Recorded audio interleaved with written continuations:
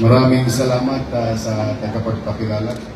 I'm not here to deliver a speech. I would like to take this opportunity because I think this is the first time that you're going to hear it from your city government. For so many years now, Chuchi Foundation has been helping Manila and its people. During hard times, challenging times, Chuchi Foundation is always there to help our citizens in the city. That's why, on behalf of the people of Manila, thank you very much sa lahat ng tumutulong sa Chuchi Foundation.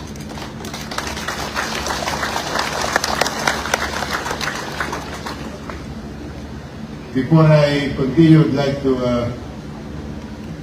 make recognition of some personalities and very important people for us to have this historic event in the city of Manila.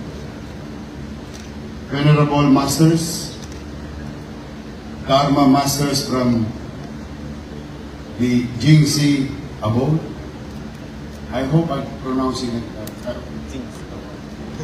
Marami kasing banyaga dito, dudugoy ng ilong ko. You know, I can only speak English for 5 minutes. After that, finish or not finish, pass your paper.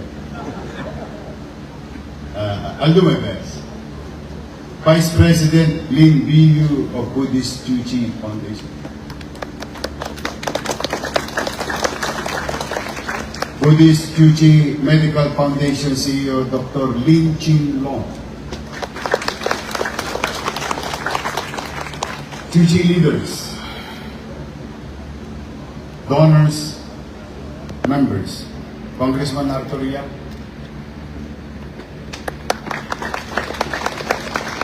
business group, especially headed by a long-term partner with regard to our Filipino-Chinese community and businessmen in downtown. We're happy and proud to host the Federation in the city of Manila, headed by Victor Lim.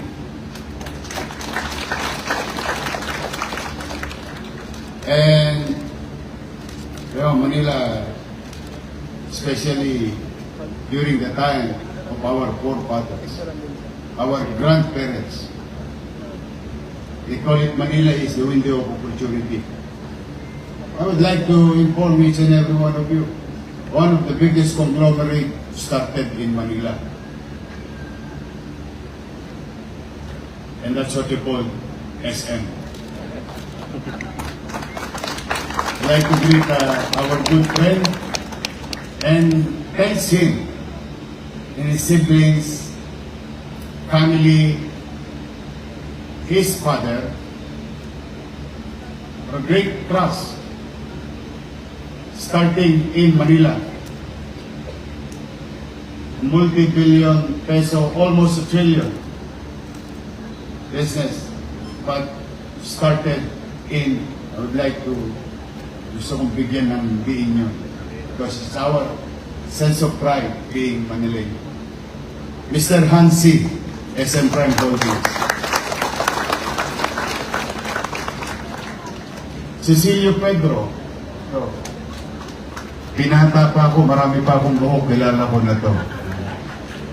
I've met him when I was 18 years old. Can you imagine? Now I'm 21, so it's been 3 years, pare. Cecilio is a very good friend of my mentor, Kuya Germs. So when I was in showbiz, whether you believe it or not, I used to be an actor, started in this television show, headed by a good friend of Cecilio. Ito pang isang matagumpay,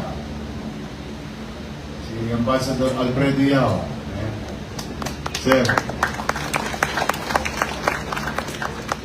Architect Jun Palafox. Jun, siya lang nakabarang dito. Ayun, Jun. Ambassador Francis Chua, who is part of our from this our school. Henry Yunes, kanina, yung aking nakapatay. Henry, CEO, Chuchi Foundation and Deputy CEO. And all special guests. Pag ito yung binasa ko, eh baka mag-abono pa ako, abutin tayo ng alas 12, ako pa magpakunan sa pananalian. But, let me share you what I really feel.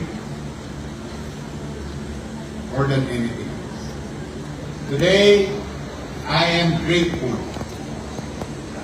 I am grateful. I don't know if I heard it correct. That it's a long dream of Chuchi Foundation to build a hospital. Am I right? Yes. And I'm happy. You're doing it in the capital of the country, Philippines, here in Manila. So we're happy and honored, excited for you to fulfill your dreams and us benefiting from your aspirations and dreams. Doing it here. You know, I have a beautiful and masipag Vice Mayor, ayan. Vice Mayor Chi Atienza. I have to make special mention of the Vice Mayor because when Architect June Palafox a while ago said, Mr. Mayor, we need a lot of permit to submit. Yeah, I know. You have to pass this to what you call compliance and all other things. And I said, pre-approved, narinig ni Vice Mayor. Never said the Cruz. June knows it very well what I'm talking about. But to the leaders of Chuchi, to donors and future partners, our doctors, nurses, rest assured, at the very least that I can say today, ahead of everything, you are pre-approved.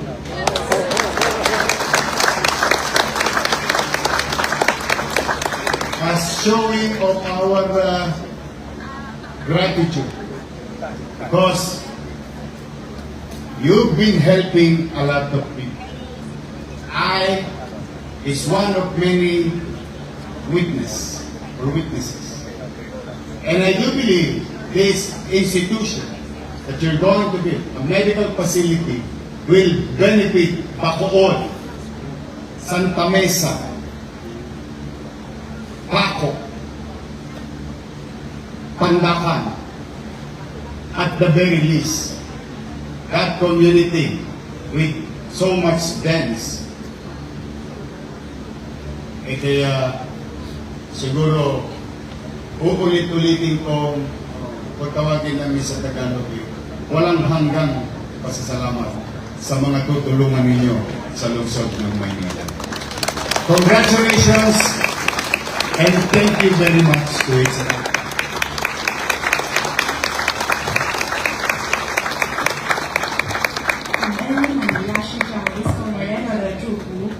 愿在携手合作中，在医疗、照护、公共健康与人道。